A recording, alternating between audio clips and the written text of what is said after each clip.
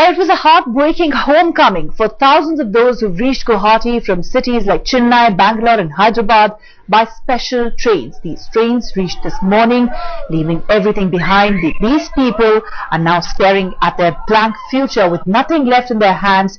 They have reached their home state after rumors sparked panic.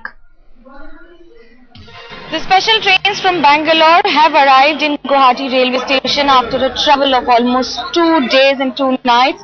The people who had rushed out of the city out of panic are now waiting for further vehicles so that they go back home.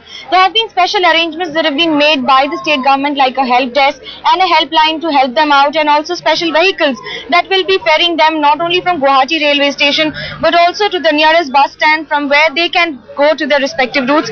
Let's talk to a few people on how are they feeling now. अब आपको कैसा लग रहा है गुवाहाटी आकर के? अब पहले जो टेंशन था वो कुछ कम हुआ है? कम हुआ है, अच्छा लगा है। बेंगलोर से गुवाहाटी आके तो बेंगलोर में बहुत परेशानी था, तो हम लोग ऐसा लग रहा था, हम लोग बहुत इसमें था, टेंशन में था। घर वगैरह छोड़ के आया, बाइक था, बाइक वगैरह भी छोड़ के आया। रोना भी आ रहा है, हंसी भी आ रहा है। Most of them have run out of money because they have left their job midway or have just rushed out without even informing any of them. The locals have been helping. There are NGOs that have been placed and some societies also that have come forward to help.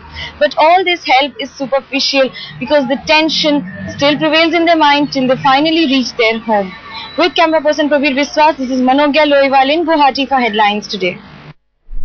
Manogya, in fact, now joins us from Guwahati with the latest. Manogya, we saw how people who had boarded these trains 2-3 days ago, they've reached home now. Fear still palpable as they speak about the rumors that had spread. Are they willing to now go back? How long do they plan to stay in their home states? Are they willing to go back to the cities where they've been working? They are in an utter state of confusion. Most of them have been saying that they do not want to continue their work in any city of the country except Assam. Some of them are also skeptical on whether it would be affordable at all to continue working in Assam, which already has a burden of around 2 lakh unemployed youth that may be added further with the exodus that it has seen towards Assam. But on the contrary, there are some who feel that they are safest at home and there is no comparison when it comes to home and any other place. And as far as money is concerned, it can be compromised till the time your family is satisfied that you are in a safe location and you are safe. The number of trains that have come since morning are around 2, the special trains from Bangalore. The other trains have been arriving with a lot of people who have been coming from taking a break journey and have been arriving with a lot of pain. But the pain which they have in their heart is still higher than any other pain that they've been suffering. A lot really depends on how the situation really pans out in days to come, especially the situation in Assam, because fearing reprisal attacks, fearing a sort of backlash, these people have fled from the cities where they're working.